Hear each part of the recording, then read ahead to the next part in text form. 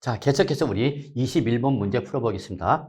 자, 다음은 소득세 법령상 1세대 1주택에 대한 양도소득세 비과세 적용 요건 중 보유기간 및 거주기간에 제한을 받지 아니하는 경우를 물어봤죠, 여러분. 자, 이에 해당하지 않는 거 여러분 다 아시는 거죠, 여러분? 그래서 1세대 1주택이면 2년 이상 보유 거주하고 양도를 해야 비과세를 받는데 이 보유기간 거주가 무조건 비과세는 경우가 있죠, 여러분. 그게 첫 번째 바로 보죠, 여러분. 1번 민간건설 임대주택 또는 공공건설 임대주택 또는 요게 올해 개정된 거죠. 공공매입 임대주택. 여러분 요 세 가지 공통점 뭐죠? 그렇죠. 임대주택이라는 게 공통점이에요. 그럼 임대주택 들어왔으니까 취득을 먼저 하는가 임차를 먼저 하는가 여러분. 임차 먼저 들어왔잖아요. 그래서 어떤 날부터 취득과 양도해서 해당 임대주택이 어떤 날 임차일부터죠. 그죠 여러분? 임차일부터 어느 날까지 양도할까지 무슨 기간이 거주기간이 몇 년 이상이면 5년 이상이 나온다면 이때는 이 주택을 취득해서 양도할 때까지의 보유기간 거주기간을 묻지 않고 무조건 뭐 해준다? 비과세 해주겠다 그 얘기죠 여러분. 그래서 1번은 맞는 말이죠. 해당하는 거죠. 해당하지 않는 걸 물어봤네요. 2번 주택과 부수 토지의 전부 또는 일부가 공익사업을 위한 토지 등의 취득 및 보상에 관한 법률에 의한 협의 매수라든지 수용을 당했다면 그러면 여러분 여기서 협의 매수나 수용은 자발적 양도, 강제적 양도죠. 그래서 내가 1세대 1주택 취득한 지 2년도 안 됐는데 수용당한 거야. 그럼 이거 나한테 잘못이 없죠? 그럼 그때로 뭐 해줄게? 비과세 해줄게 그 얘기죠. 그래서 이때 당연 사업 인정 고시일 전에 취득한 것만 혜택을 준다는 거 잊지 마시고요. 자, 3번 해외 이주법에 해외 이주로 세대 전원이 출국한 거죠. 우리나라 떠난 거죠. 그럼 우리나라 출국했으니까 뭐가 되죠? 비거주자가 되는 거예요, 여러분. 비거주자.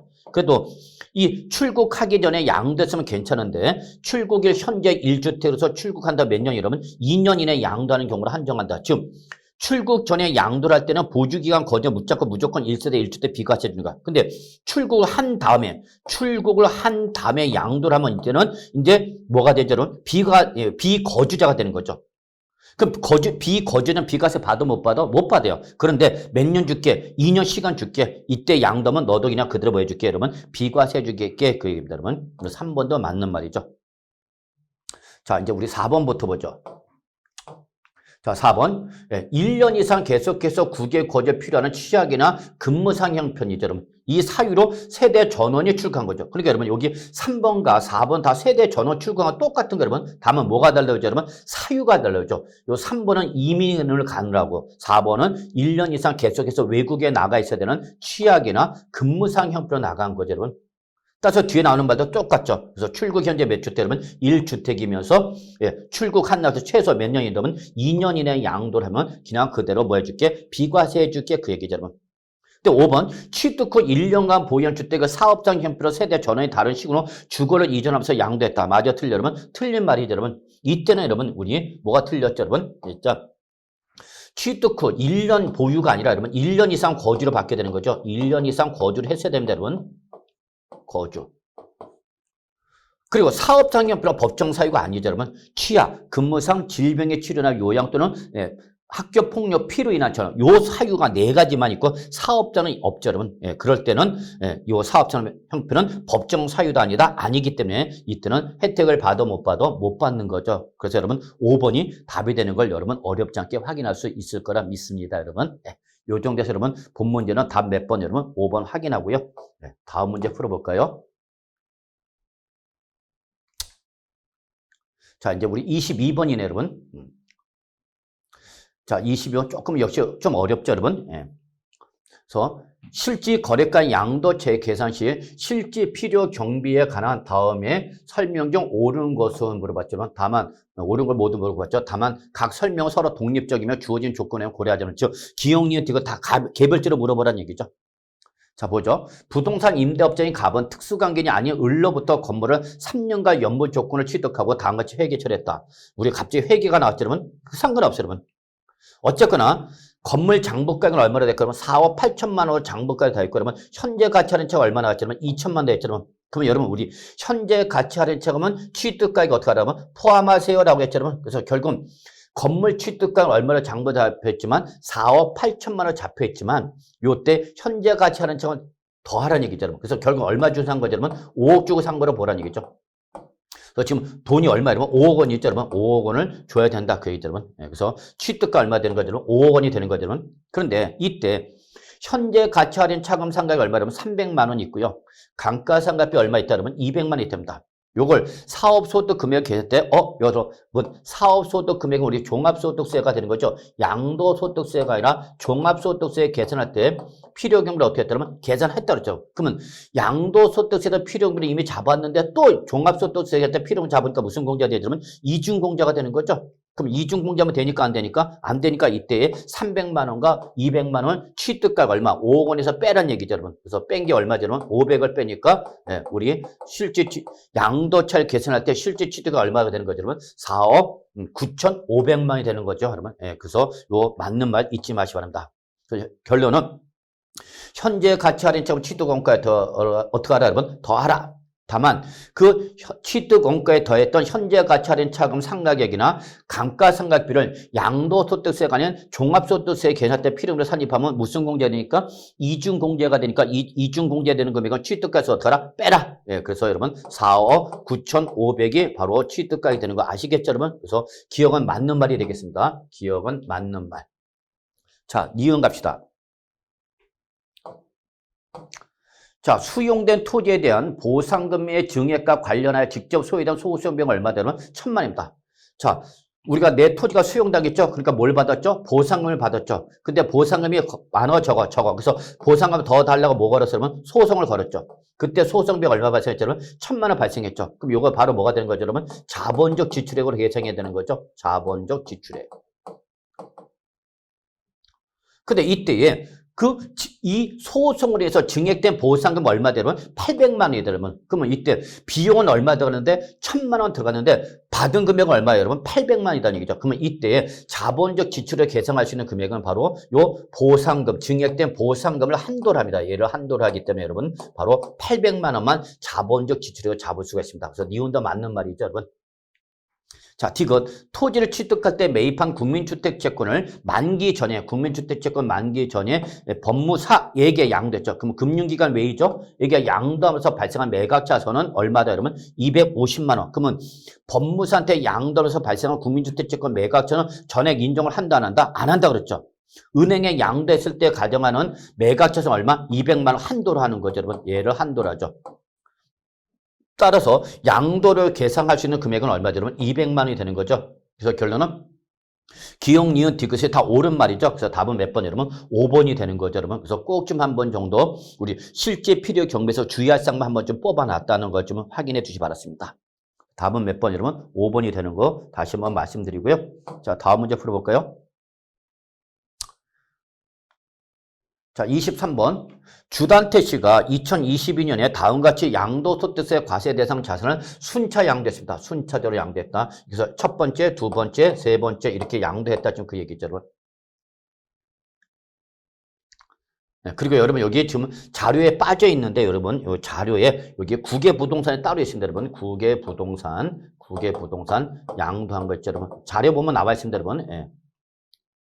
자, 이때 해당 과세 기간에 공제받을 수 있는 양도소득 기본 공제 금액은 얼마냐는 거죠.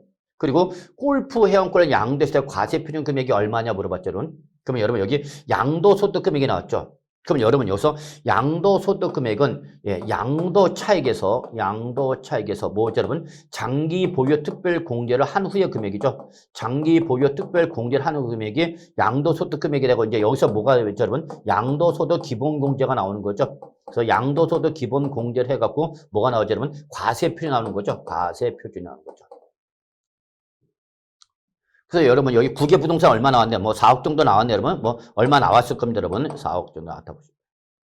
하여튼 그러면 이때 해당 과세 기간에 공제받을 수 있는 양도소득 기본공제 금액은 여러분 자 부동산에서 얼마죠, 여러분? 250을 받았죠. 250만 원. 그 다음에 비상장법에서 얼마죠, 여러분? 150밖에 못 받죠? 250을 부동산과 별개로 주시기 때문에 따로 받을 수 있는데 여기에서 지금 150밖에 발생 안 했죠. 골프권 원칙대로 받아 못 받아, 여러분? 못 받는 거죠. 못 받는 거죠. 왜? 여기서 이미 250을 받았으니까. 그리고 국외부동산에서 얼마죠, 여러분? 250을 받는 거죠. 그럼 결국은 250, 150, 250 그럼 얼마죠, 여러분? 650만 원이 나오는 거죠. 650만 원 둘 중에 하나가 되는 거죠, 뭐. 근데 여기 다만 2022년에 양도하는 국내 부동산 요거는 바로 조세 특례 제한법에 따라서 무슨 대상이다 여러분? 양도소득세 50% 감면 대상이다 그 얘기죠 여러분. 그럼 이때는 당해연도 중에 무슨 대상가? 감면 대상이 아닌 부동산을 양도한 거죠 여러분. 그러면 이때에 이 당초 부동산 양도할 때 기본공제 250을 받았던 걸 여기서 어떻게 하고 여러분 취소하고 어디서 여러분 요 골프 회원권에서 250을 받으라는 얘기죠 여러분. 그렇기 때문에 이때 이 골프 회원권을 양도해서 과세 표준 금액은 골프 회원권 양도소득 금액 얼마 여러분 3천만 원에서 250을 빼는 여러분 얼마 여러분 2,750만 원이 바로 골프 회원권에 대한 양도소득 과표가 되는 거죠 여러분. 그래서 바로 여기 답은 몇 번 여러분 2번이 과표가 된다는 걸 여러분이 지금 정리해 주시기 바랍니다. 그래서 결론 냅시다. 당해년도에 여러 가지 부동산 자산을 양도했다. 그럼 일단 부동산 등 하나, 그 다음에 주식 등 하나, 그 다음에 우리 뭐죠? 뭡니까? 죄송합니다. 파생상품 하나, 그 다음에 신탁수익권 하나, 이렇게 네 가지로 구분해서 공제받을 수 있다 그랬죠? 근데 부동산 등에서 부동산 2번 이상 양도되는데 당연 연도 중에 감면 대상과 감면 대상이 아닌 걸 양도해서는 감면 대상을 공제받지 말고 어디서 받으라? 비감면 대상을 공제받으라 그 얘기 알고 계시죠? 그거 물어본 거죠 여러분. 예, 그래서 여러분 답은 몇 번 여러분 2번이 되는 거 확인해 주시고요. 잘 모르면 양도소득 기본공제 내용 다시 한번 확인해 주시기 바라겠습니다. 아시겠죠 여러분? 예, 그걸이나 계산식으로만 물어봤던 거니까 여러분 다 알고 계신 겁니다. 그래서 답은 몇 번 여러분 2번이라는 거 말씀드리고요. 다음 문제 풀어보도록 하겠습니다. 자, 24번인가 여러분? 24번. 자, 다음과 같이 부동산 양도한 경우 갑과 을이 자, 특수관계인이 아닌 경우가 되죠, 여러분. 그러니까 이거는 뭐죠, 여러분? 일반적인 증여가 되는 거죠. 일반적 증여. 그다음에 배우자나 직계 준비성 경우는 뭐죠, 여러분? 이거는 증여 2월 과세가 되는 거죠. 증여 2월 과세가 되는 거죠. 그리고 형제, 자매나 친인척의 경우는 뭐죠, 여러분? 증여 후 양도가 적용되는 거죠, 여러분. 네. 그래서 이거는 바로 우리 일반적 증여, 증여월 과세, 그다음에 부당해산 부인근의 증여 후 양도 요 세 가지를 비교해서 물어본 거죠. 이걸 구분해서 각각의 양도 차익 금액으로 옳은 거 물어봤죠, 여러분. 옳은 거. 단 취득, 증여, 매매의 모든 단계에서 등기를 마쳤고요, 여러분. 해당 과세견에 다른 자세 양도는 있다, 없다, 없다. 요거 하나만 양도했다 그 얘기죠, 여러분. 그러면 첫 번째, 2011년 5월 2일 날에 거주자 갑이 토지를 얼마 여러분? 3원에 취득했죠. 자, 그리고 2022년 8월 5일 날에 갑이 을한테 뭐였죠, 여러분? 증여했죠. 이때 증여 당시 가액은 얼마죠, 여러분? 시가 7억 원이죠. 그리고 이때 증여세 얼마나 했죠, 여러분? 1,000만 원 을이 납부한 거죠, 여러분. 이때 2022년 9월 3일, 즉 2020년 9월 23일에 을이 병한테 뭐였죠, 여러분? 팔았죠. 얼마에? 10억 원에 매도했다라는 거였죠, 여러분. 이때에 이 갑과 을이 특수관계인인 경우, 아닌 경우, 그 다음에 배우자 또는 직계 준비성인 경우, 그 다음에 형제, 자매인 경우로 구분해서 요 양도 차익 계산해봐라 그 얘기가 되겠습니다, 여러분. 자, 그럼 해봅시다, 여러분. 자, 보면 일단은 우리 보시면 알겠지만 특수관계인이 아니다. 그러면 우리 양도가는 얼마죠, 여러분? 우리 지금 10억 원에 양도했죠, 여러분? 예. 그래서 여기 지금 10억 원에 양도를 했고, 여러분. 예. 일반적 증여를 되는 거니까, 여러분. 증여 당시 가액은 뭐가 되는 거죠, 여러분? 바로 증여 당시 가액. 이때 증여 당시 가액 얼마죠, 여러분? 시가 7억 원이 되는 거죠. 그래서 여기서 7억 원을 빼는 거죠. 그리고 이때 뭐가 있어도 증여세는 필요금으로 산입한다 못한다 여러분. 일반적 증여 때는 필요금으로 산입 못한다 그랬죠 여러분. 그래서 양도차가 얼마 되는 거죠 여러분? 3억 원이 되는 거죠. 그래서 요 셋 중에 하나가 되는 거죠 뭐. 근데 만약에 이게 두 번째 뭐죠 여러분? 배우자나 직계준비서 지금 뭐죠 여러분? 왼수죠. 그럼 이때는 10억에서 빼는 금액이 요 7억 원을 빼는 것이 아니라 당초 증여자 취득가 얼마면 3억 원을 빼야 되는 거죠. 3억 원을 빼죠. 그럼 얼마죠? 7억이 나온 거죠. 근데 이때 증여 2월 과세를 적용할 때는 기납번 증여세 빼라고 그랬죠, 여러분? 그래서 1,000만 원 빼는 거죠. 1,000만 원 빼죠. 그래서 양도차가 얼마죠, 여러분? 10억에서 3억을 뺀 7억에다가 1,000만 원 뺐으니 얼마, 여러분? 6억 9천만이 나오는 거죠, 여러분. 예, 그래서 3번이 답이 되겠네요, 여러분. 그죠? 그다음에 이때 요게 이제 우리 형제 자매나 친인척이다. 즉 뭐죠, 여러분? 증여 후 양도가 되는 거죠. 그럼 이때는 증여 양도했더니 10억에서 얼마 빼는 거죠, 여러분? 3억을 빼는 거죠. 이때는 지난번 증여세는 환급을 해주기 때문에 뺀다, 못 뺀다, 못 빼는 거죠. 그래서 이때는 얼마 되죠, 여러분? 7억이 되는 거죠, 여러분. 그래서 여러분 답은 몇 번, 여러분? 3번이 되는 걸 여러분 확인해 주시기 바랍니다, 여러분. 그래서 A번은 일반적 증여일 때, B번은 증여 이월 과세, C번은 증여 후 양도는 부당예산 부인규정 세 가지 구분해서 물어본 거니까 여러분 잘 모르시면 기본 내용 다시 한번 꼭 좀 정리해 주시기 바라겠습니다. 자, 그래서 여러분 답은 몇 번? 3번이 되는 걸 말씀드리고요. 다음 문제 풀어보도록 하겠습니다. 자, 25번 갑시다. 자, 소득세법상 거주자가 국내에는 자산을 양도했답니다. 이때 양도소득 과세편이 적용된 세율로 오른 거 물어봤죠. 다만 2022년 5월 10일 이후에 양도를 해야 했고 여러분 이때 분양권은 항상 여러분 2021년 1월 1일 이후에 취득했다는 걸 잊지 마세요. 그리고 주어진 조건 외에는 고려하지 말랍니다. 라고 보시죠. 자, 그러면 이때 첫 번째 볼까요, 여러분? 우리 보유기간이 1년 이상 2년 미만의 등기된 상업용 건물이죠. 이거는 일반적 부동산을 말하는 거죠. 그래서 부동산이나 부동산에 관한 권리를 1년 이상 2년 미만을 보였던 몇 프로죠? 40%죠. 40%. 그래서 50%가 아니라 40%가 되는 거죠. 자, 2번. 조합원 입주권 주택 똑같은 거죠, 여러분. 예, 조합원 입주권 주택 똑같습니다. 다만 보유기간이 1년 미만은 몇 프로죠, 여러분? 70%가 되는 거죠. 70%. 그다음에 주택가 입주권을 1년 이상 2년 미만일 때 몇 프로 되면 60%가 되는 거죠, 여러분. 60%. 그다음에 분양권은 보유한의 분양권일 때는 여러분, 이때는 2년 이상이라도 무조건 뭐예요, 여러분? 60%가 되는 거죠, 여러분. 그래서 절대 누진세를 적용할 수 없죠. 자, 5번. 보유 기간이 2년 이상이 미등기 건물이죠, 여러분. 물론 미등기 양도 제외 자산은 아니다. 그래서 그냥 미등기 양도 적용하는 이죠. 그 몇 프로 여러분? 70%. 그래서 답은 몇 번, 여러분? 5번이 되는 거죠, 여러분. 그래서 여러분 요거 세율도 반드시 숙지 정리해 주시기 바라겠습니다. 아시겠죠, 여러분? 이렇게 정리해 주시면 되겠습니다. 자, 넘어가죠. 자, 26번 볼까요, 여러분? 자, 소득세법상 미등기 양도 자산 설명을 옳지 않은 거 물어봤죠, 여러분? 자, 미등기 양도 자산 최근에 나왔는데, 여러분, 그냥 별표 하나 정도만 합시다. 틀린 거 물어봤죠, 여러분? 틀린 거. 자, 1번. 미등기 양도 자산이란 토지, 건물이나 부동산에 관한 권리를 취득한 자가 그 자산을 취득에 관한 등기를 하지 아니하고 양도하는 걸 말하는 거죠. 다만 대통령을 정하는 것은 제외한다. 그래서 취득 등기를 못하고 양도할 때 취득 등기가 불가능할 때는 미등 양도를 본다 안 본다? 안 봅니다. 그랬죠, 여러분? 그럴 때는 제외한다. 그게 바로 여기죠, 여러분. 2번 비과세 요건 충족한 1세대 1주택인데 뭐 건축법에 따른 건축허가를 받지 않았대, 여러분. 무허가죠. 그러니까 등기부가 있어 없어? 없죠. 그래서 등기가 뭐예요, 여러분? 불가능. 안 한가 못한가? 그럼 못한 거죠. 그럼 미등 양도를 본다 안 본다? 미등 양도 보지 아니한다. 여러분 보지 아니한다. 틀렸죠, 여러분. 틀렸죠. 미등 양도를 본다 안 본다? 안 보는 거죠.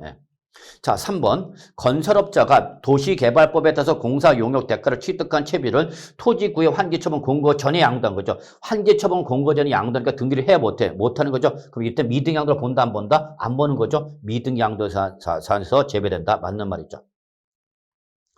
자, 4번. 소득세법 기타 법률에 의한 비과세라든지 여러분 감면을 적용한다 못한다? 못하는 거죠, 여러분. 적용받을 수 없죠.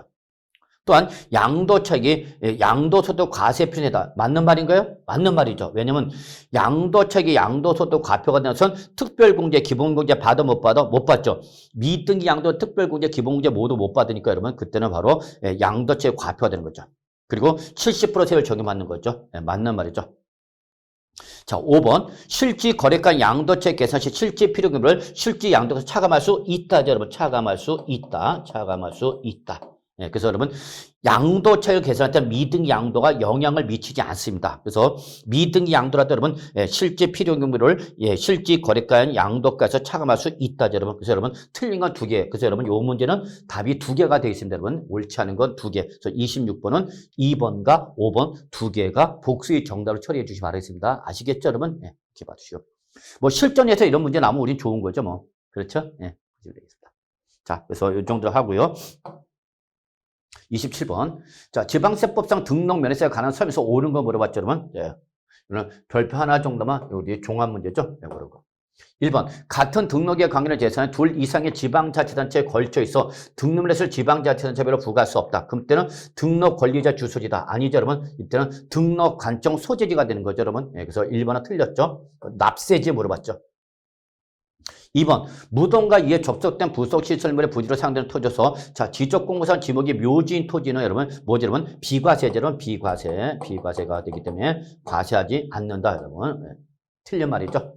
3번 채권 금액을 과세를 정하는 경우 뭐죠 여러분? 네, 바로 적용합쳐죠. 그럴 때는 저당권, 경매 신청, 가압류, 가처분 등 뭐를 채권 금액을 과표하는 거죠. 여러분 꼭 기억하셔야 돼요, 여러분. 그런데 이때 일정한 채권 금액이 없을 때는 어떻게 할 거냐는 얘기죠. 그러면 그때는 부동산 가액을 채권 금액으로 본다. 맞아, 틀려, 여러분? 틀렸죠. 부동산 가액이 아니라 채권의 목적이 된 금액의 가액이라든지 처분의 제한이 목적이 있는 가액을 과표하는 거죠, 여러분. 그래서 3번도 틀렸다. 절대 부동산 가액은 아니죠. 자, 4번 1%부터 3%의 취득세 세율을 적용하는 주택을 취득세를 과세를 하지 못하고 뭘로 과세하면 등록 면허세를 과세할 때는 그 등록 면허세 세율은 해당 주택 취득세를 그냥 무조건 몇 프로 곱하고 50% 곱해서 이거를 바로 등록 면허세 세율을 하는 거죠. 그래서 4번이 옳은 말이죠, 여러분. 잘 모르시면 반드시 기본 교과서 등 또는 기본 강의를 통해서 확인해 주시기 바랍니다. 5번 등록 면허세 과세 물건 등록한 후에 해당 과세 물건이 뭐가 되죠? 그러면 중과세율 적용 대상이 되는 거죠. 그러면 즉 당초 취득할 때는 표준세율 대상이었다. 그 후에 뭐로 바뀐 거죠? 중과세율 대상이 바뀐 거죠. 그 유명한 뭐죠? 그러면 과세 물건의 상태 변동이죠.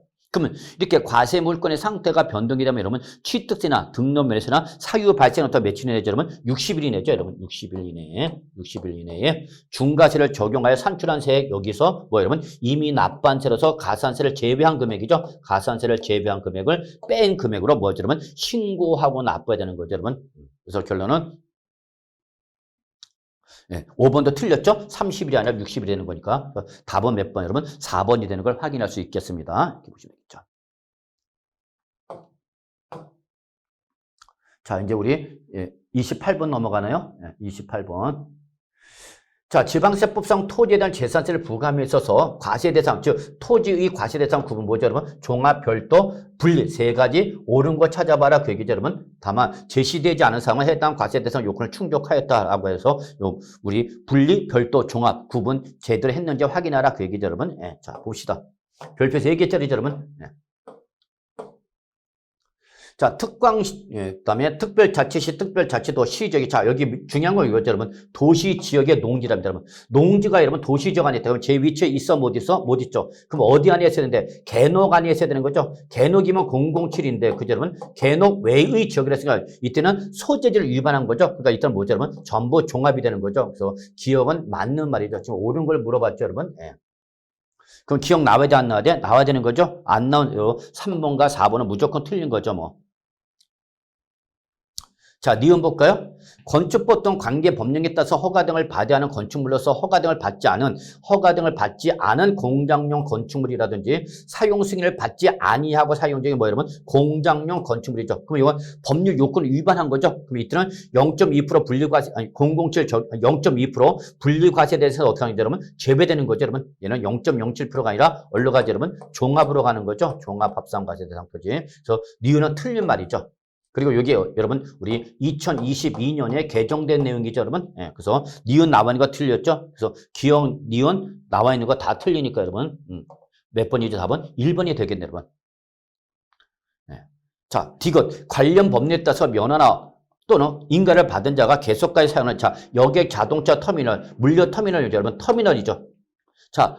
공장에 다니던 영희가 고향 갈 때 어디 가죠? 터미널 가죠, 여러분. 그래서 여러분 터미널은 항상 몇 프로죠, 여러분? 0.2% 0230이 되는 거죠. 그래서 별도가 아니라 0.2% 분리과세 대상 토지가 되는 거죠.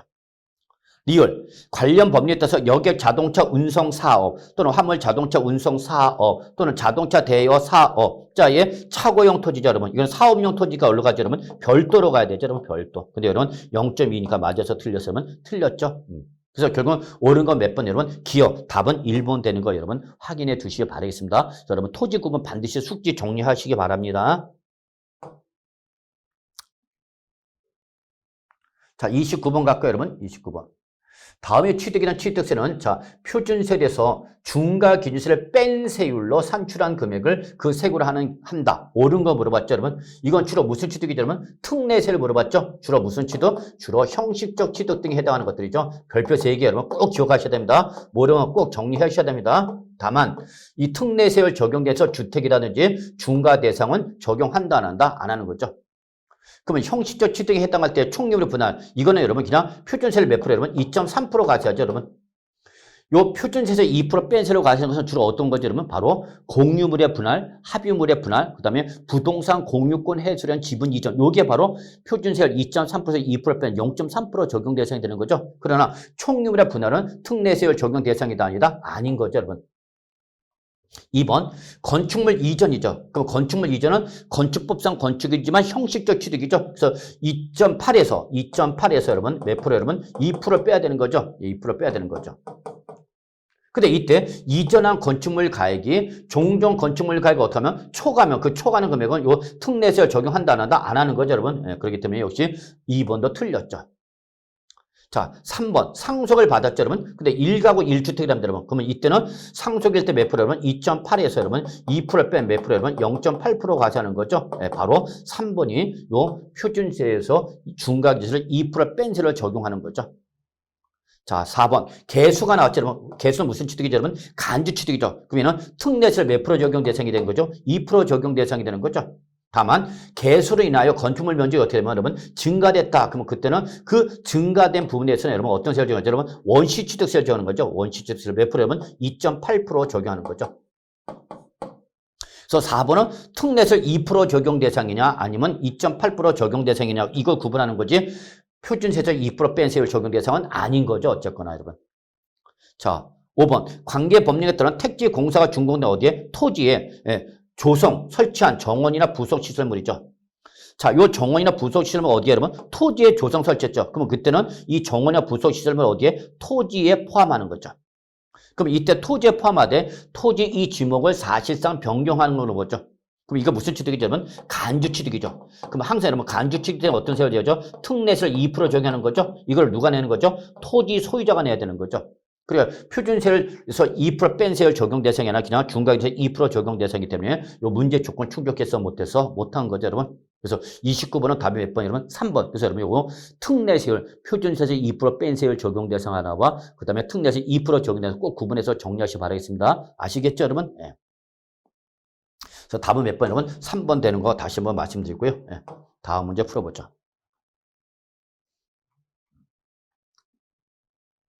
자, 이제 40번이죠, 여러분. 예. 자, 지방세법 13조 2 법인의 주택 취득 중과죠, 여러분. 이거는 여러분 실문하고 하면 반드시 일어나죠, 여러분. 별표 3개. 다만 시험에서는 조금 출제될 가능성이 오래 떨어지죠, 여러분. 그래서 일단은 아직까지는 안 나왔죠. 그래서 별표 2개 정도만 합시다. 틀린 거 물어봤죠.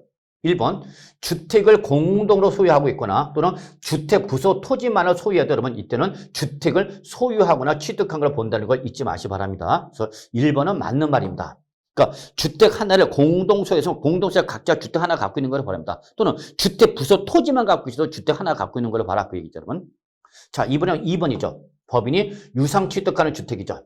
그러면 이때는 조정 대상 지역 외에 있는 주택을 취득한다. 이때 4% 세율을 표준세율로 하여 해당 세율에 여기다가 중과기준세를 몇 프로죠? 여러분 2%죠? 요게 100분의 얼마죠? 여러분 200. 그럼 100분의 200은 몇 배예요? 여러분 2배. 그러면 2%의 2배는 몇 프로면 4%줄 어디다? 요 4%에다 어떻게 하면 여러분 더하는 거죠. 더하라. 그럼 몇 프로가 된 거죠? 여러분 결론은 요거는 8%가 되는 거죠. 그럼 결론은 법인이 유상 취득하는 주택사업 조정 대상 지역 외의 주택을 취득할 때는 8% 적용한다. 맞는 말이야? 틀린 말이야? 틀린 말이죠, 여러분. 결론. 법인이 주택을 유상 취득하면 무조건 얘는 주택수 조정 대상 지역 여부에 관계없이 누가 하면 법인이 취득하면 무조건 몇 프로 여러분? 12%가 적용되는 겁니다, 여러분. 개인일 때는 개인이 취득할 때는 조정 대상 지역 여부 또는 주택수 여부에 따라서 세율이 달라지지만 누가 사면 법인이 주택을 유상 취득하면 얘는 무조건 몇 프로 여러분? 12%가 적용된다. 무조건 12%. 법인이 주택을 유상 취득하면 묻지 마. 무조건 몇 프로면 12% 적용 대상이 된다는 거 잊지 마시기 바랍니다. 그래서 2번이 틀린 말로서 정답이 되겠네요, 여러분. 예. 자, 3번. 1세대 4주택 이상에 해당하는 주택이죠, 여러분. 예. 그러면서 어디 있다? 조정 대상 지역 외의 지역에 소재한답니다. 그럴 때는 몇 프로죠, 여러분? 역시 12%가 되는 거죠, 여러분. 12%. 그래서 4% 세율을 표준 세율로 하고 여기다 해당 세율, 여기까지가 4%죠. 여기다 중과 기준 세율 2%에 100분의 400, 4배죠? 그러면 2%의 4배니까 몇 프로면 8%를 여기다 더하는 세율을 정하는 거죠. 그래서 몇 프로가 되는 거죠, 여러분? 4%에다 8%다 하니까 12%가 되는 거죠, 여러분. 자, 그 다음에 4번. 1세대 1주택자가 소유한 조정 대상적인 주택이죠, 여러분. 자, 요거를 조정 대상적인 주택으로서 여러분, 주택을 배우자나 직계준비석이 1세대 1주택자 소유한 요 조정 대상의 주택을 배우자 또는 직계준비석이 뭘 받았냐면 증여를 취득했죠. 그때는 4%의 세율을 표준 세율로 하여 해당 세율 여기까지에다가 중과 기준 세율 여러분 몇 프로죠? 2%에 100분의 400은 몇 배죠? 4배. 2%에 4배니까 몇 프로? 8%를 어디다가 요 증여 요 4%에다가 뭐라 더해서 몇 프로? 12% 세율을 적용하지 아니한다. 그렇습니다, 여러분. 여기서 우리가 어디에 있으면서 조정 대상적이 있는 주택이면서 조정 대상적이 있는 주택이면서 주택의 시가 편익이 여러분 얼마 이상? 3억 원 이상이죠. 3억 원 이상이면서 3억 원 이상인 주택을 뭘 받으면 증여를 받으면 조정 대상적인 주택을 증여받으면서 시가 편익이 얼마 여러분? 3억 원 이상이면 이때는 몇 프로 여러분? 12% 적용합니다, 여러분. 그런데 이때는 개인 법인 구분 안 하고 12%입니다, 여러분. 다만 누가 받으면 1세대 1주택자가 소유한 주택으로서 이걸 뭘 받으면 증여를 받으면 누가 받으면 배우자나 직계준비석이 증여를 받으면 이때는 요 12% 중과 대상에서 어떻게 한다면 제외하는 겁니다, 여러분. 그래서 이때는 중과세를 적용한다 안 한다? 안 한다는 걸 여러분 참고로 기억해 주시기 바랍니다, 여러분. 그래서 3번, 4번 다 옳은 말이 되겠습니다, 여러분. 자, 그다음에 이제 우리 5번 볼까요, 여러분? 자, 5번 1세대 1주택 수는 1세대의 주택 수는 주택 취득이 현재 취득하는 주택은 물론이고 여러분 1세대가 국내 소유는 여러분 주택, 조합원 입주권, 분양권 그리고 재산세를 주택으로 내는 여러분 오피델 이것도 다 주택 수요 어떻게 한다 포함한다는 거 여러분 기억해 두시기 바라겠습니다, 여러분. 그래서 우리 이미 답은 확인했던 것처럼 몇 번이 되는 거죠, 여러분. 답은 2번이라는 거 다시 한번 말씀드릴게요, 여러분. 그래서 요 정도에서 마무리 짓고요. 30분은 답 몇 번, 여러분? 2번 잊지 마시기 바랍니다. 자, 이제 31번 갈까요, 여러분? 자, 2022년 부동산에 관한 다음에 설명 중 가로 안에 들어갈 법령상의 숫자를 순서대로 옳게 나열을 그렇죠. 다만 제시된 상황만 고려하라라고 했습니다, 여러분. 1번 종전주택의 조정 대상적인 주택으로서 조정 대상적인 신규 주택을 취득해서 법률에 따라 일시적 2주택이 있다. 그러면 그 신고에 따라서 주택을 취득한 납부 몇 년이라면 여기서 지금 종전주택 조정 대상적이 있고 여러분 그다음에 신규 주택 다 어디 있죠 여러분 조정 대상적 주택 즉 일시적 2주택 해소기는 취득세 원칙 몇 년이라면 3년이죠. 근데 2주택 모두 어디 있으면 조정 대상에 있으면 이때는 그 취득부터 몇 년 이내죠 여러분 2년 이내죠. 이거 개정된 거죠 여러분. 반드시 어떤 걸 처분하라 종전주택을 처분해야 되는 거죠. 근데 그걸 처분하지 못해서 1주택이 됐다 안 됐다 안 됐죠 여러분. 그러면 그때는 부족세에다가 가산세를 더해서 뭘로 보통징수 방법으로 취득세 추징하는 거죠 여러분. 그래서 첫 번째는 맞는 지문이죠. 맞는 지문이고 여기는 2년이죠 여러분. 그래서 2년 들어간 거 보니까 여러분 2년 1번 2번 5번이 되겠네 여러분. 자, 두 번째, 대도시에서 법인을 설립하거나 지점이나 분사물을 설치함에 따라 이게 대도시가 나면 여러분 뭐죠? 중과 대상이죠, 여러분. 중과 대상. 이때 등록세의 세율은 해당 세율의 100분이 얼마죠, 여러분? 300, 3배가 되는 거죠, 여러분. 3배. 그래서 300이 나온 게 여러분, 다 300이네, 여러분. 자, 그다음에 세 번째죠. 2022년도에 한정해서 1세대 1주택 시가를 9월 초과하는 주택일 때 재산세 공정시장가율 몇 프로죠, 여러분? 45%가 되는 거죠, 여러분? 45%. 그래서 여러분 2번 탈락됐죠, 여러분? 그다음에 5번도 탈락됐죠, 여러분? 60%가 나왔으니까. 그럼 답은 자동 몇 번이죠, 여러분? 1번이 되겠네, 여러분. 그죠? 자. 네 번째죠. 주택의 종합부동산세는 공정시장가율 무조건 몇 프로죠, 여러분? 60%죠? 꼭 기억해 두셔야죠. 그래서 특히 여러분 저거 모든 주택이죠. 모든 주택. 즉 개인이 소유하나 법인이 소유하나 주택수 관계없이 올해 부터 2022년부터는 주택분 종부세 공동시장가율 몇 프로 여러분? 60%로 개정됐습니다, 여러분. 그래서 2022년 8월 2일자인가요? 개정됐으니까 여러분 역시 2022년 개정됐으니까 꼭 한 번 정도는 정리해 두시기 바라겠습니다. 아시겠죠, 여러분? 그래서 31번 답이 몇 번, 여러분? 1번이라는 건 말씀드리고요. 넘어가죠, 다음 문제로. 자, 32번인가요? 네. 자, 32번. 종합부동산세법상 공동명의 1주택자 여러분, 네, 별표 2개 정도 좀 표시해 두시고요. 작년 신설되자마자 곧바로 나왔죠. 납세무에 관한 특례형이죠. 네. 자, 원래 우리 1세대 1주택자는 단독 소유만을 말하고 공동생 인정 안 합니다. 그랬죠, 여러분. 그런데 누가 소유하겠어요, 여러분? 과세는 이제 세대 원정 1인이 누구와? 배우자와 공동으로 소유하는 거죠. 그래서 배우자와 공동으로 1주택을 소유하는 거죠. 그러면 그때는 공동으로 1주택을 소유한 자나 또는 그 배우자를 해당 1주택이다 뭐 여러분 납세 문제를 할 수 있다. 즉 1세대 1주택자를 인정을 받을 수 있다 없다? 있다 그 얘기죠. 1세대 1주택 인정해 주겠다 그 얘기죠. 누가 갖고 있어도 공동 소유하고 있지만 그게 누구면 배우자면 즉 부부지간의 공동 소유하면 인정할게 그 얘기죠. 그리고 두 번째 해당 세대원 즉 부부를 말하는 거죠. 그리고 다른 세대원은 다른 주택이 있어야 돼 없어야 돼요? 없어야 되는 거죠. 물론 이때 종부세 과세에 대해서 제외된 주택은 제외한 것을 말한다라는 거 잊지 마시고요. 자, 세 번째. 그래서 첫 번째, 두 번째 다 맞는 질문이죠. 네. 세 번째, 특례를 적용을 받으려는 납세 문제는 해당 연도, 당해년도 9월 16일부터 언제까지요? 9월 30일까지 반드시 뭐야죠? 신청해야만 인정을 받습니다, 여러분. 신청을 안 하면 1세대 1주택자 적용받지 못합니다. 그래서 여러분, 요 공동명의 1주택자는 강제 규정이다, 선택 규정이다. 선택적 규정이죠, 여러분. 이게 작년 시험에 나왔던 거죠. 네. 자. 네 번째, 특례를 적용받는 경우에도 공동명의 1주택자는 1세대 1주택자의 고령자 및 장기 보유 세액 공제를 적용받을 수 없다. 맞아, 틀려, 여러분? 틀렸죠. 이거 받으려고 하는 건데, 여러분. 예. 그리고 역시 과세 표준에서 얼마, 여러분? 예. 6억을 공제하는 것이 아니라 11억을 공제받는 거죠. 그래서 1세대 1주택자 특례 적용받을 수 있다, 없다? 있다. 공동 소유지만 이때는 1세대 1주택자 특례 적용받을 수 있다는 거 꼭 확인해 주셔야 된다, 여러분. 그래서 여기가 틀렸죠. 그래서 네 번째는 틀린 지문이죠. 옳은 건 몇 개 되려면 3개가 되겠습니다, 여러분. 그래서 3개 답은 몇 번? 4번인가요? 3개 이렇게 되겠습니다. 자, 33번 갈까요, 여러분? 33번. 자, 소득세법상 국내에 소지한 주택을 임대했다. 국내 소재 주택을 임대했습니다, 여러분. 예. 이때 발생한 소득에 관한 설명, 즉 부동산 임대 사업소득세 물은 거죠. 틀린 것을 물었죠. 단 아래의 주택은 상시 주거에 사용할 수 있으니까 주택에 대한 시비는 걸지 마라 그 얘기죠, 여러분.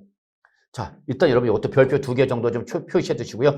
얘는 항상 시험에 나오지는 않지만 그래도 언제든지 나올 수 있는 부분이죠.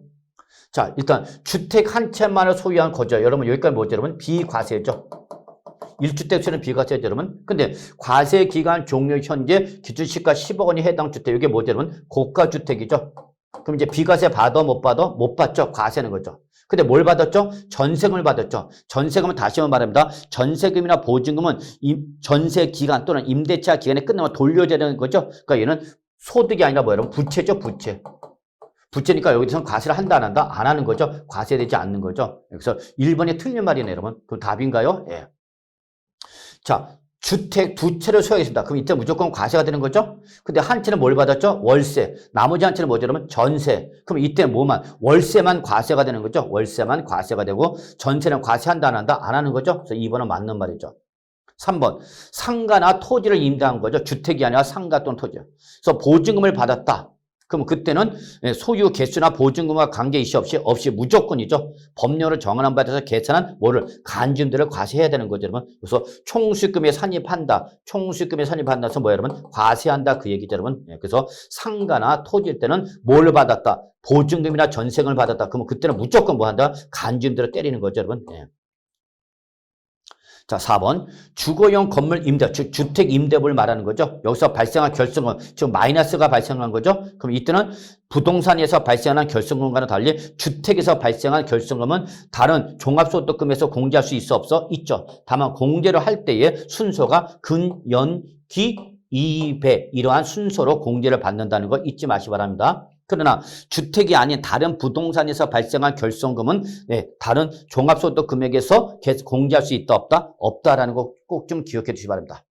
답은 다시 한번 1번 되는 거 맞고 여러분. 자, 여기 5번 갑시다. 자산을 임대하거나 지역권 지사권을 설정해 발생하는 소득이 형으로서 자 계약이나 관습에 따라서 계약서 등에 의하여 지급이 어떻게 했다? 정해졌죠 여러분. 그때는 언제죠 여러분? 그 정해진 날 뭐가 되는 거죠 여러분? 약정일이 되는 거죠. 약정일. 그래서 5번도 맞는 말이죠. 그래서 우리 틀린 건 몇 번이었죠 여러분? 1번이었나 여러분? 1번. 1주택자의 전세금은 소득세가 과세되지 않는 거죠. 그래서 바로 1번이 답이라는 거 다시 한번 말씀드리고요. 다음 문제 넘어가겠습니다. 자, 이제 우리 34번이죠, 여러분. 자, 34번. 지방세법상 취득세에 관한 수험에서 틀린 거 물어봤죠, 여러분. 자, 이거는 취득세 종합 문제죠. 별표 3개. 역시 얼마든지 시험에 나오는 스타일이죠. 자, 1번. 부동산 거래 신고에 관한 법률에 따라서 부동산 거래 신고를 하고 제출해서 검증을 받았죠. 확인됐어, 안 됐어? 됐죠. 그럼 과표는 뭐가 되는 거죠? 사실상 취득가격 과표가 되는 거죠. 근데 그 사실상 취득가격이 세무서장으로 통보받은 뭐 여러분? 확인된 금액보다도 얘가 어떻게 돼? 작대. 얘가 더 큰 거죠, 여러분? 그럼 그때는 뭐를? 확인된 금액을 뭐로 한다, 여러분? 과표로 한다. 잊지 마시기 바라겠습니다. 그래서 1번은 맞는 말이죠. 자, 2번. 건축물을 건축했는데 신축과 재축을 제외한 건축이죠. 또는 뭐였죠, 여러분? 개수죠. 그러면 항상 여기 나오면 뭐예요, 여러분? 간주취득이죠. 그럼 간주취득이 항상 무슨가요, 여러분? 증가된 부분에 대해서만 간주취득을 적용하는 거죠. 이때 이 개수로서 건축 면적이 증가됐다. 그럼 이때는 원시취득세를 몇 프로 여러분? 2.8% 적용하는 거죠, 여러분. 그래서 하여튼 건축은 무조건 2.8%가 되는 거고, 여러분. 개수했는데 건축 면적이 증가되면 몇 프로 여러분? 2.8% 적용하는 거죠. 물론 개수를 했는데 건축물 면적의 증가가 없으면 그때는 특례세를 2% 가세는 거 여러분 이거 알고 계시죠? 아주 중요한 거 꼭 기억해 주셔야 한다. 그래서 2번은 맞는 말이죠. 3번 고급 주택을 매매로 취득했죠. 그럼 고급 주택은 중과 대상인 거죠? 그럼 며칠 이내 여러분? 60일 이내에 주거용이 아닌 용도로 사용하거나 고급 주택이 아닌 용도로 사용하기 위해서 용도 변경 공사 착공 들어가면 여러분 이때는 중과 대상에서 어떻게 한다 여러분? 제외한다라는 거 잊지 마시고요. 이거는 여러분 고급 오락장도 동일합니다. 고급 오락장이나 고급 주택을 취득하였다 하더라도 취득한 날부터 매매 등의 때는 60일 이내 상속에 대한 상속을 받은 날이 속한 달의 말부터 6월 또는 9월 이내에 요거를 중과세 대상으로 사용하지 않거나 용도 변경 공사 착공하면 중과한다 안 한다? 안 한다. 3번도 맞는 말이죠. 자, 4번 1세대 주택수를 산정할 때 자, 상속을 원인으로 취득하여 상속 개시도 몇 년? 5년 지나지 않은 그래서 상속받은 지 아직 5년이 지나지 않았다면 그 주택이나 입주권이나 분양권 또는 오피텔은 주택수에 포함하라 제외하라면 제외하라는 걸 잊지 마시기 바랍니다. 4번도 옳은 말이 되겠습니다. 자, 그러면 다 1, 2, 3, 4 맞는 말이니까 5번이 틀린 말이 되겠죠, 여러분? 5번 볼까요?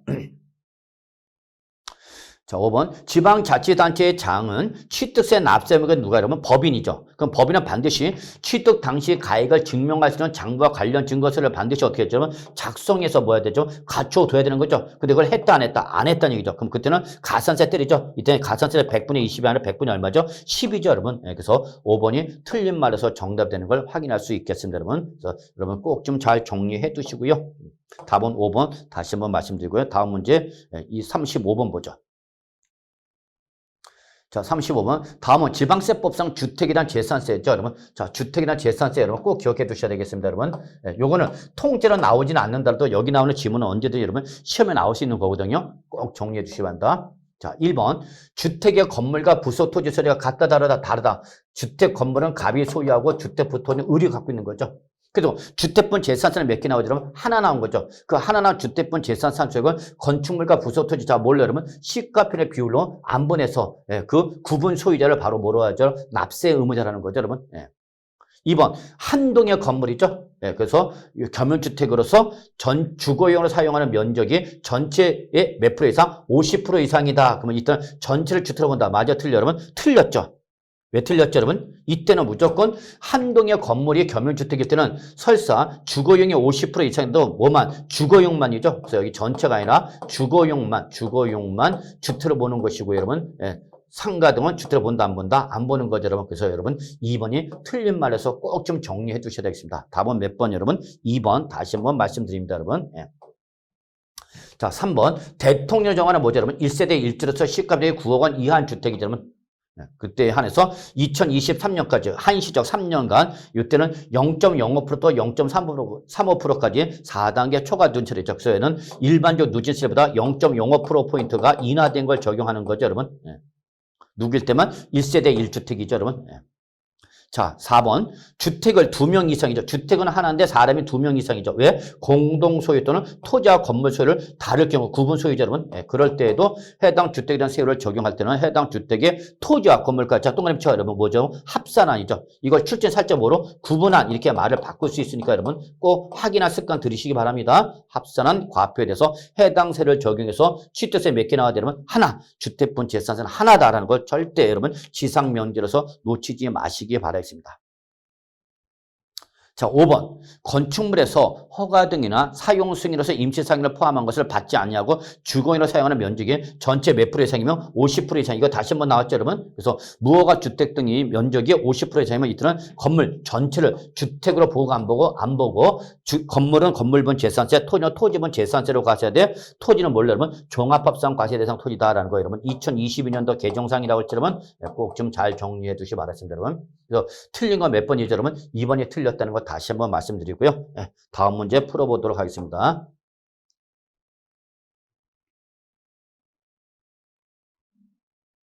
자, 이제 우리 36번이죠. 네. 다음 중 지방세법상 재산세에 관한 설명에서 옳지 않은 거 물어봤죠, 여러분. 역시 재산세 종합문제 시험에 잘 나오는 부분이죠, 여러분. 네. 그래서 옳지 않은 거 물어봤습니다, 여러분. 자, 1번. 국가나 지방자치단체가 1년 이상 공용 또는 공공용으로 사용하는 거죠. 자, 여기는 국가 등이 사용하는 재산이죠. 그때 반드시 여러분 유료인지 무료인지 확인하셔서 유료 사용하면 뭐죠, 여러분? 부과한다. 맞는 말이죠. 무료일 때는 뭐죠? 부과하지 아니한다. 비과세가 되는 거죠. 그래서 1번은 맞는 말이죠. 2번. 재산세 과세는 6월 1일 현재 사용이 일시적으로 공부상 등재 현황과 달리 사용하는 것으로 인정될 때는 이때는 사실상 현황이 아니라 뭐 여러분 공부상 등재 현황에 따라서 재산세를 부과하는 거죠, 여러분. 예, 그래서 원칙은 사실상 현황인데 이런 경우에는 어디로 가라? 공부상이죠. 또 사실상 현황에서 재산세를 부과하면 재산세가 오히려 작아지면 이때는 어디로 가죠, 여러분? 공부상 가는 거죠, 여러분. 역시 여러분 요거 2022년도 개정된 거니까 꼭 좀 확인해 두시기 바라겠습니다. 예. 자, 3번. 재산의 소유권 변동 사유가 발생했죠. 그런데 과세는 이제 아직 거기에 대해서 뭐가 안 됐다? 등록이 되지 않았답니다. 그때는 누가? 공부상의 소유자가 6월 11일부터 15일까지 그 소재지에 관할 지방자치단체장이 과세가 간청에 그 사실을 알 수는 뭐를? 증거 자료를 갖춰서 어떻게 하냐면 신고해야 되는 거죠. 자, 4번. 법인이 소유하는 주택이죠. 법인이 소유하는 주택일 때는 올해부터 개정돼가고 무조건 몇 프로냐면 150%죠. 그래서 주택의 공시가격 관계이시 없이 법인이 소유하는 주택일 때는 무조건 몇 프로냐면 150%가 세부담 상한선이 된다는 거. 역시 올해 2022년부터 새롭게 적용되는 규정이죠, 여러분. 4번이 틀린 말에서 정답되는 거 어렵지 않게 확인할 수 있겠습니다. 자, 5번. 재산세를 분할 납부할 때 납부세액이 얼마냐면 250을 초과하는 지역 자본 시설세죠, 여러분. 그러면 납부세액의 일부를 납부기한은 지난 없이 2개월 이내에 뭐 할 수 있다? 분할 납부할 수 있다. 그렇습니다, 여러분. 재산세를 분할 납부할 때는 여러분 우리 올해부터는 지역 자본 시설세도 소방분 지역 자본 시설세도 얼마 초과하면 250을 초과하면 2개월 이내에 뭐 할 수 있죠, 여러분? 분할 납부할 수 있다라는 거 잊지 마시기 바라겠습니다. 역시 이것도 이번 2022년도 개정된 사항을 물어본 거니까 확인해 두시기 바라겠습니다. 다시 한번 옳지 않은 것은 몇 번 여러분? 4번이라는 거 말씀드리면서 다음 문제 풀어보겠습니다. 자, 이제 37번인가요? 37번. 자, 소득세법상 부동산 임대사업소득세죠, 여러분. 예, 옳은 거 물어봤습니다, 여러분. 별표 2개 정도. 자, 1번 꼭 기억해 주셔야죠. 자, 비과세가 배제가 되는 고가주택이죠, 여러분. 그래서 양도소득세에서 고가주택은 실가 기준 12억 초과고요. 부동산 임대사업소득에서 말하는 고가주택은 과세기간, 계실이 아니라 여러분 종료일이죠, 여러분. 종료일 또는 양도 현재죠, 여러분. 기준시가 9억을 초과한 주택을 말하는 거죠. 여기 계실이 아니라 여러분 종료일이니까 언제죠, 여러분? 12월 31일을 말하는 거죠. 그래서 1번은 맞아서 틀렸어? 틀렸죠. 그 다음에 본인과 배우자가 각각 주택을 하나씩 갖고 있답니다. 여러분 그때는 어떻게 하죠? 합산하는 거죠. 합산한다. 네, 잊지 마세요. 그래서 2번도 틀렸죠. 자, 3번. 국내 소재 4주택 소유학생입니다, 여러분. 그때 받은 보증금 합격이 얼마라면 3억 원이죠. 그러면 여러분 3억 원 초과를 했어 못했어? 못했죠. 우리 주택일 땐 반드시 3.3이죠. 3.3은 3주택 이상을 소유해서 받은 보증금이 3억을 뭐하죠? 초과죠, 여러분. 초과. 근데 여기 초과를 했어 못했어? 못했죠. 그럼 그때는 간주임대로 계산한다 안 한다? 안 하는 거죠. 산입하지 아니하는 거죠. 그래서 틀렸죠, 여러분. 3번도. 자, 4번. 국내 소재 토지를 소유한 자가 받은 토지 임대 보증금 나왔네, 여러분. 그러면 얼마? 2억 원인 경우 그 보증금에 대하여 법령에서 정한 산식으로 계산한 금액. 여기서 법령에서 정한 산식으로 계산한 금액. 이게 바로 뭐죠, 여러분? 바로 간주임대료죠. 그러면 이때 주택은 간주임대를 3, 3일 때만 과세하지만 토지나 상가 등일 때는 무조건이죠. 무조건 과세한다. 그래서 산입 판단대 여러분 하지 아니한다. 그래서 맞아서 틀렸어, 여러분. 틀린 말이죠. 역시 4번도. 5번 주거용 건물 임대, 주택 임대에서 발생한 결손금이죠, 여러분. 그러면 이때는 공제받을 수 있다 없다? 있다 그랬죠, 여러분. 이때 뺄 수 있는 금액은 뭐 여러분? 근연기 2배. 바로 여러분 5번이 옳은 말로서 정답이 되는 걸 확인할 수 있겠습니다, 여러분. 그래서 37번은 몇 번, 여러분? 5번이죠. 자, 이제 우리는 38번 갈까요? 자, 38번 조금 어려운 문제입니다, 여러분. 그래서 여러분, 이걸 뭐 스킵해도 괜찮겠습니다. 스킵해도 큰 무리는 없지 않을까 생각합니다, 여러분. 그래서 거주자 값은 2022년에 다음과 같이 두 개의 등기된 부동산을 양도했을 때, 여러분, 이 경우 2023년도 양도소득과세표준 확정신고 시 산출세에서 오는 거 물어봤죠, 여러분. 다만, 요거는 양도한 부동산별로 양도소득세 예정신고에 뭐 냈다, 여러분? 예, 신고는 다 했죠, 여러분. 못 했다.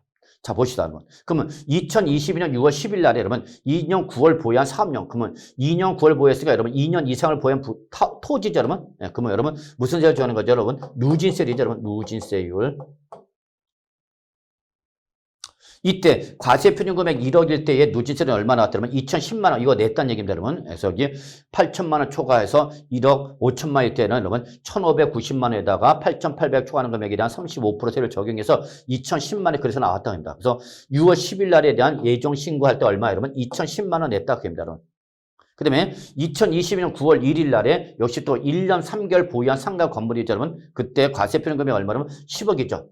이때 양도세 얼마 냈다 그러면 4억 냈습니다. 그러면 부동산을 여러분 1년 이상 2년 미만은 몇 프로죠, 여러분? 40%가 되는 거죠, 여러분. 그래서 과세표준이 얼마니까, 여러분? 10억이니까 10억이지만 이때는 1년 이상 2년 미만일 때 비례해서 40% 적으니까 바로 양도세 얼마였죠, 여러분? 4억. 그래서 다 이렇게 두 번 2,010만 원과 4억 이걸 다 신고 납부했습니다. 그러면 이렇게 당해년도에 여러분 부동산 등을 두 번 이상 양도하면 요 A와 B에 요 과세표를 모두 합합니다. 과세표준 합하죠, 여러분. 그러면 여기 과세표준 얼마, 여러분? 1억. 그 다음에 여기 과세표준 얼마죠, 여러분? 10억이죠. 그래서 과세표준 금액 11억 원에 대해서 무조건 일단은 누진세를 정합니다, 여러분. 누진세율. 그래서 11억을 초과할 때, 10억을 초과할 때 누진세는 여러분, 바로 3억 8,460만에다 10억을 초과하는 금액의 40%. 요거는 실무상으로 여러분이나 과세표준 전체 45% 곱한 다음에 6,540만 원 곱합니다, 여러분. 그러면 이때 여러분 우리 11억이죠, 여러분. 그럼 11억 곱하기 무조건 몇 프로죠, 여러분? 45%. 예, 여기다가 얼마 빼라는 얘기 여러분? 예, 6,540만 원 빼주시기 바랍니다, 여러분. 6,540만 원. 자, 요거 여러분 좀 계산 좀 해주시기 바랍니다. 제가 계산기가 없어갖고.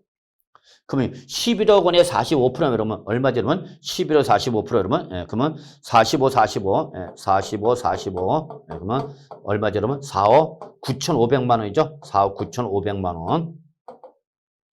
여기다 4억 9,500만 원에다 여러분 얼마 여러분? 6,540만 원 빼랍니다. 6,540만 원. 예. 그럼 뭐 한 4억 2,960만 원 정도 나오네, 여러분. 예, 요게 바로 예, 큰 금액이죠, 여러분. 그래서 합한 게 얼마죠, 여러분? 여기 합한 금액 4억 2,010만 원이죠, 여러분. 4억 2,010만 원, 2,010만 원이고 개별적으로 내는 게 얼마고? 4억 2,010만 원이고 요걸 합해서 누진세를 계산을 얼마나 들으면 예, 바로 4억 2,960만 원 나왔답니다. 그러면 둘 중에 어떤 거 여러분? 큰 금액으로 내는 거죠, 여러분. 요걸 물어본 거니까 여러분 참고만 하시기 바랍니다. 실제 계산 문제로 나오기 힘드니까 여러분, 즉 당해년도에 부동산 등을 두 번 이상 양도했을 때 요 양도소득세는 개별적으로 양도한 양도소득세 합한 금액 요거 하나하고 그다음에 과세표준 전체에 대해서 누진세 적용한 금액을 비교해서 둘 중에 어떤 거 큰 금액이 당해년도 확정신고 납부가 세게 된다는 걸 물어본 거니까 여러분 참고해 주시기 바랍니다, 여러분. 예. 모르겠다 그러면 여러분 넘어가도 괜찮아요. 크게 너무 고민하지 마시고요. 자, 그래서 요 정도 마무리하고요. 39번 넘어갈까요? 자, 39번. 자, 국외 자산의 양도세 설명 물어봤죠, 여러분? 국외 자산이죠, 여러분? 별표 하나 정도. 예. 올해 또 나올 가능성 조금 있죠? 작년에 나왔기 때문에. 어쨌거나 여러분 국외 자산의 양도소득세, 국외 자산 양도세 납세 문제는 모든 거주자가 아니라 양도까지 계속해서 몇 년 이상을 5년 이상 어디에 국내에 주소나 거소를 둔 거주자만 양도소득세 납세무가 있는 거죠. 1번 맞는 말이죠. 2번. 자, 국외에서 외화를 차입해서 취득한 자산을 양도했죠. 여러분. 그래서 이때 환율 변동이나 외화 채권으로부터 발생한 환차익이 있답니다. 그럼 요 환차익은 양도되는 소득이 아니라 환율 변동에 따른 거죠. 그럼 그때는 얘는 양도소득 범위에서 어떻게 하는 거죠, 여러분? 제외하는 거죠, 여러분. 요거는 환율 변동에 따른 소득이지 양도되는 소득이 아니니까 양도소득세 과세 대상에서 어떻게 하라? 제외하라. 맞는 말이죠. 3번 양도책을 계산함에 있어서 양도가가 필요 경비는 여러분 우리 수령하거나 양도를 말하는 거죠. 또는 지출한 날 취득일 현재의 외국간 거래법상 기준 환율 또는 재정 환율로 양도책을 계산한다는 거 확인해 주시기 바랍니다. 여러분 3번도 맞는 말이죠. 4번 국외 부동산에 대한 양도세를 계산하는 경우에는 장기보유 특별공제와 양도소득 기본공제는 적용하지 아니한다는데 역시 장기보유 특별공제는 못 받죠 여러분. 그러나 양도소득 기본공제는 국외 부동산과는 별도로 국외 부동산은 국내 부동산과 별도로 공제받을 수 있죠. 그래서 여기 적용한다가 되는 거죠. 그래서 여러분 4번은 틀린 말로 해석하셔야 되겠죠. 그래서 장기보유 특별공제 못 받지만 양도소득 기본공제는 국내 부동산과 별도로 받을 수 있다 없다? 있다. 정리하셨죠 여러분? 5번 국외 자산의 양도소득에 대하여 해당 외국에서 과세할 때에 그 납부할 거나 납부할 국외 자산 양도소득세 즉 외국에 있는 부동산 팔았으니까 외국에서도 과세했겠죠. 그때 외국에서 납부한 양도소득세는 우리 국내 소득세 계산 때 세액 공제 방법과 필요경비 산입 방법 중 어떻게 한다? 하나를 선택할 수 있다는 거 잊지 마시기 바랍니다. 그래서 여러분 답은 몇 번? 4번이 되겠습니다. 4번. 자 이제 마지막 우리 40번. 소득세법상 양도세를 관한 설명조 틀린 거 물어봤죠, 여러분? 종합 문제죠. 다만 답장은 서로 독립적이다. 여기서 답장은 여러분 보기 1, 2, 3, 4, 5고 그냥 각자 개별적으로 판단하라. 여러분. 그리고 주어진 조건을 고려하지 않으면 그랬죠. 않으면 됐죠. 1번 양도차익 계산 시 환산 취득가액과 필요경비 계산 공제 합계액이 즉 법에 따라서 계산한 환산 취득가액과 필요경비 계산 공제 합계액이 증빙서를 통해서 확인되는 자본적 취득가 양도비 합계액보다 어떻게 하면 작으면 이때는 요 환산 취득가액과 필요경비로 계산 공제를 가지고 양도차익 계산하지 말고 큰 금액이 뭐 여러분 자본적 지출가 양도비 합계액을 필요경비로 해서 양도차익 계산할 수 있다라는 거죠. 여러분 1번 맞는 말이죠. 이거 작년에 계산 문제로 나왔었던 거죠. 2번 건물을 신축했죠.